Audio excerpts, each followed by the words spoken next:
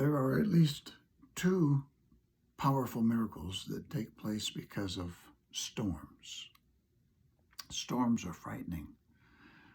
Sometimes the storms in our life are more frightening, and we can take strength and courage from what Jesus does in a literal storm. We come to this one in Mark chapter 4 and verse 35. This is the first of two miracles that we will look at that take place in storms.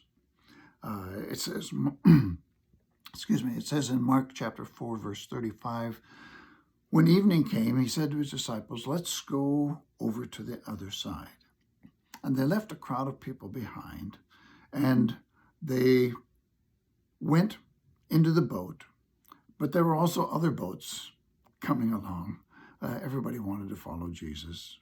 But a furious squall came up. Now, I've been on the Sea of Galilee many times, and one time when we went out there, it was pretty choppy, but they assured me that that was nothing compared to what it can be, and that the storms on the Sea of Galilee can come up very quickly, very suddenly, and very fiercely. So verse 37, it says, a furious squall came up, and the waves broke over the boat, so that it was nearly swamped. Now, these boats are not that big.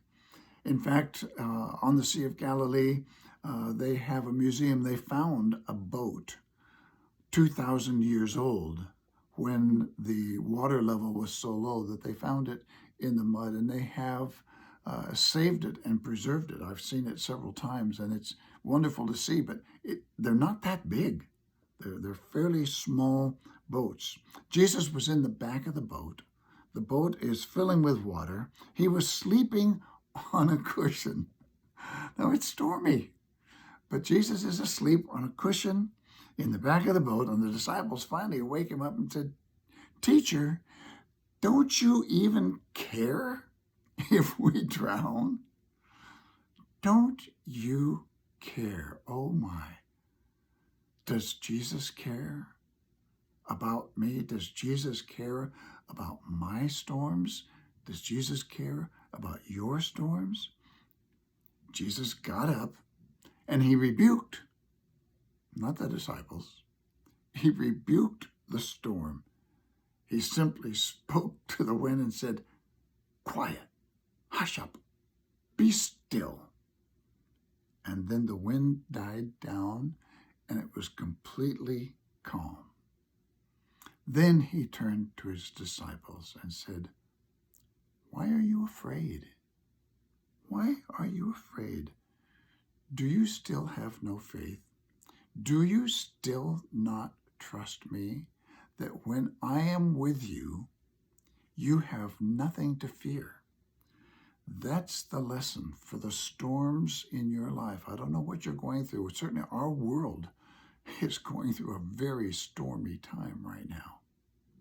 All of this COVID, all of this racial injustice, all of the political insanity, all of the economic uncertainty, our world is going through a storm. Jesus says, do you have faith? Do you trust me? The real question is Jesus with you? And if he's not with you, why not? It's not because he's not willing. It's not because he's not there. It's because you're not trusting and surrendering to him day by day, surrendering your body as a living sacrifice, being transformed by the renewing of your mind rather than being conformed to the fear and the insanity of the world. Dear friends, Jesus calms the storm. And when he said that, when he asked them, do you still have no faith? It says, they were terrified. Sometimes we're terrified in the midst of our storms, even when we believe that Jesus is there. They were terrified and they said, what kind of a man is this that even the winds and the waves obey him? We have a God whose power we don't begin to comprehend. I've been doing some wonderful reading about this and God's power.